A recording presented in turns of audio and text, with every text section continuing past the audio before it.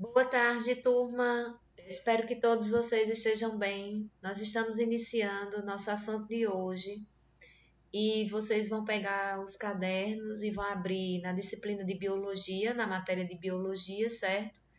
E vão copiar lá, vão fazer as anotações lá, tá bom? Então, olha só, turma. A nossa aula de hoje é sobre genética. E a genética, ela vai estudar o quê? A genética, ela vai estudar aqui, vou marcar aqui. A genética, ela vai estudar a transmissão dos caracteres, ou seja, os processos de herança e distribuição dos caracteres nos seres vivos. É o que chamam de DNA, né? Ela vai ser responsável por estudar todos os fatores que ocorrem de transmissão de todas as características hereditárias nos seres vivos. E de onde foi que surgiu a genética? Tudo começou com esse botânico aqui, né, esse naturalista botânico, Gregor Mendel. Gregor Mendel, ele foi um biólogo, né? Na época não tinha essa designação ainda de biólogo, então chamava-se de naturalistas, né? Botânico, porque ele trabalhava com plantas, e monge agostiniano.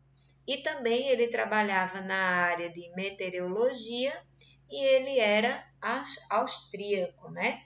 Então, Mendel, em 1865, quando ele estava trabalhando, né, no mosteiro, ele formulou as leis que ficaram conhecidas como as leis da hereditariedade.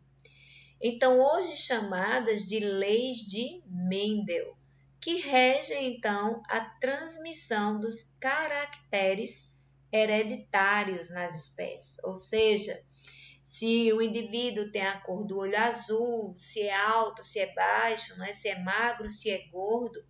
Então, todas essas colocações que nós fazemos hoje devemos a estudos na genética atribuídos inicialmente a Gregor Mendel. Então, como material de pesquisa, Gregor Mendel ele estudou, né, ele desenvolveu trabalhos com ervilhas, aonde ele cultivou essas ervilhas lá no mosteiro, de acordo com algumas características presentes então nessas ervilhas. Até então, muito se falava em distribuição de caracteres, em hereditariedade, mas ainda não sabia-se como é que esses caracteres eram distribuídos em uma população. E Mendel, através dos estudos dele com ervilha, ele veio justamente mostrar isso, inclusive através de modelos matemáticos. Por isso que Mendel ficou conhecido como o pai da genética, certo? Mendel ele trabalhou com ervilhas por quê? Por quais motivos? Em primeiro lugar, porque as ervilhas eram de fácil cultivo, eram fáceis de serem cultivadas.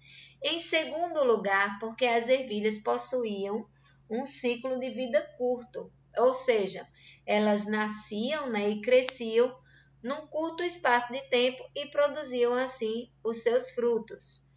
E outra característica, não é, foi porque essas ervilhas elas produziam muitos descendentes, ou seja, elas geravam muitas espécies, aliás, elas geravam muitos descendentes a partir desses cultivos.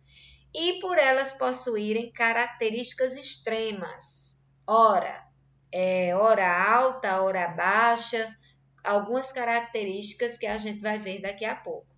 E por essas características extremas serem todas visíveis a olho nu, certo?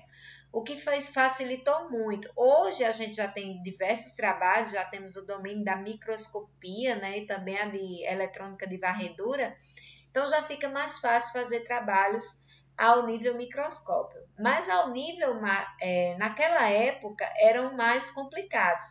Então Mendel ele trabalhou com características a olho nu.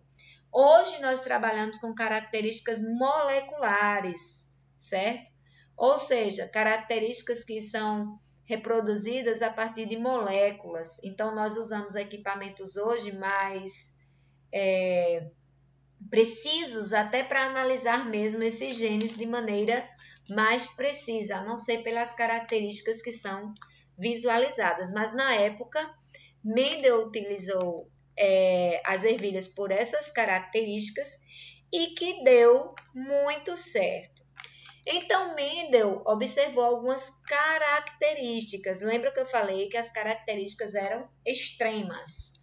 Então, ele observou a textura da semente, se as ervilhas, de acordo com a semente, era lisa ou era rugosa, enrugadinha, porque tinha algumas que a superfície era bem redondinha e tinha outras que a superfície era bem enrugadinha, certo? Então, ele observou se era lisa ou se era rugosa.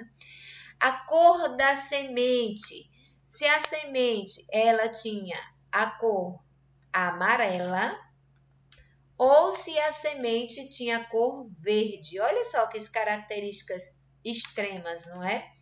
Dessas ervilhas. Então, isso para Mendel foi muito importante, que ele conseguiu observar isso a olho nu.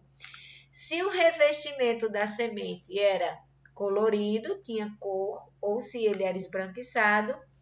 Se a vagem da semente, quem aqui já colheu uma vagem de feijão, deve saber muito bem disso, certo?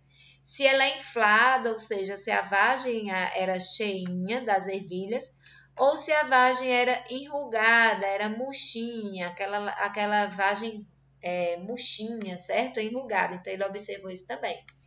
A cor da vagem também, ó, não só a cor da semente, mas a cor da vagem também, se era verde ou amarela. A posição da flor, se era axilar ou era apical, ou seja, se era na lateral ou era no ápice da planta.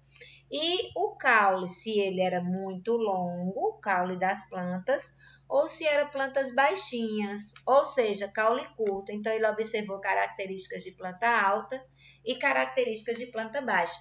E Mendel, através dessas características aqui observadas, ele pôde formular as leis da genética. Nós vamos ver mais aulas à frente, tá, gente? Que vai explicar melhor como é que esse processo aqui ele foi realizado. Então, hoje a nossa aula é mais a introdução ao estudo da genética, então vocês vão ver alguns conceitos de maneiras gerais, certo? Então, nós vamos ter aqui alguns conceitos fundamentais na genética que vocês vão precisar utilizar ao longo das aulas de biologia.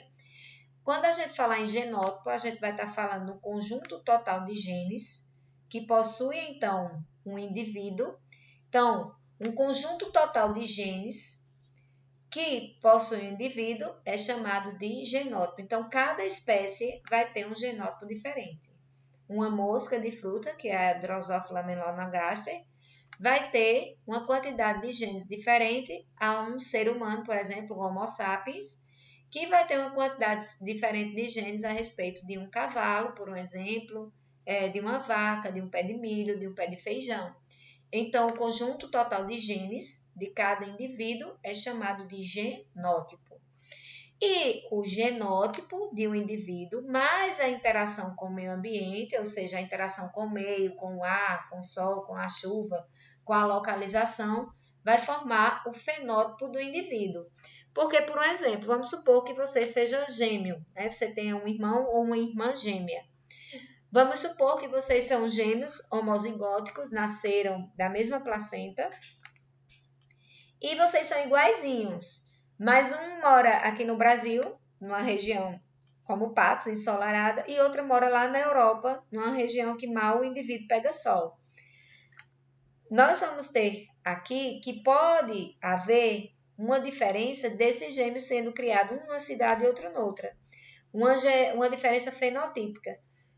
Fenotipicamente, um ser diferente do outro por causa das interações com o meio ambiente. Geneticamente são iguais, mas de acordo com as interações do meio ambiente, eles são diferentes. Então, isso é o fenótipo, certo? Uma dominância, quando nós dizemos que os genes eles são dominantes, é quando eles se expressam tanto em homozigose como em heterozigose, ou seja, Vamos supor aqui azão ou azão-azinho. E isso determina, então, uma característica. Então, o processo de dominância é isso. Quando o gene ele se expressa tanto em homozigose, que é azão-azão, como em heterozigose diferente, que é azão-azinho, certo? Uma recessividade é o inverso. É quando o gene ele se expressa de maneira homozigose, ou seja, homo é de igual, e zigose de... Isso aí já vem de características de zigoto, né, de transmissões hereditárias que nós vamos ver mais à frente. Que aqui nós vamos ter recessividade, ó, o azinho. Aqui nós dizemos que ele é recessivo. Ele age em homozigose, ó, homo é igual, azinho é igual a azinho. Ou seja, nós temos aqui ele expresso em dose dupla, certo? E o que é um gene? Nós vimos aqui, né, um genótipo e um fenótipo. E o que é um gene? O gene é um segmento da molécula de DNA, ou seja, é uma trinca de bases nitrogenadas que codificam, então, proteínas. Esses são os genes, certo? Nós vamos ter o conceito de homozigose, então o indivíduo é chamado de homozigoto, quando os alelos que codificam uma determinada característica são iguais, estão no mesmo loco. Então, se aqui eu tenho um cromossomo e aqui eu tenho outro, um alelo aqui e outro aqui que determinam a mesma característica, nós dizemos que ele é homozigótico.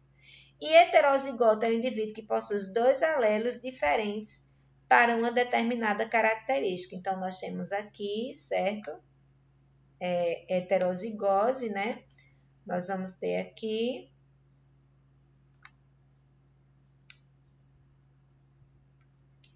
o homozigoto, nós vamos ter, por exemplo, azão aqui, e um heterozigoto aqui, azinho, certo? Um alelo para um local que codifica uma determinada característica.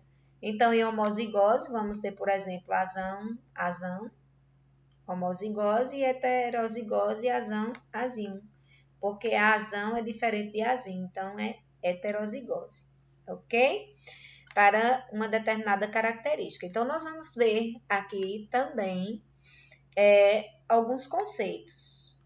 Nós vamos ver o conceito do que é um cromossomo. Esse aqui está em dupla hélice. Aliás, ele está aqui duplicado, certo? E o cromossomo, nesse caso das células eucarióticas, que são dos seres eucarióticos, a respeito dos Homo sapiens, ou dos seres humanos, certo? Os cromossomos, eles estão no núcleo das nossas células e eles são estruturas presentes em cada 100 trilhões de células, certo? Que existem no nosso organismo e eles servem para armazenar o DNA. Então, o cromossomo, ele serve para armazenar a molécula de DNA condensada. Então, essa estrutura fica aqui no cromossomo. E o que é o DNA? O DNA ele vai conter toda a informação genética, ou seja, a receita de um indivíduo. Então, aqui nós temos uma molécula de DNA, que é uma molécula de dupla S, e aqui ó, nós temos os genes, certo? Que estão localizadas em determinado lugar dessa molécula. E essa molécula, quando ela se compacta, digamos assim, através de proteínas, então elas formam o que chamamos de cromossomos. E é no DNA que estão contidas todas as informações a respeito de um determinado indivíduo. Então, agora vocês vão fazer a atividade do Google Forms, baseada na nossa aula de hoje.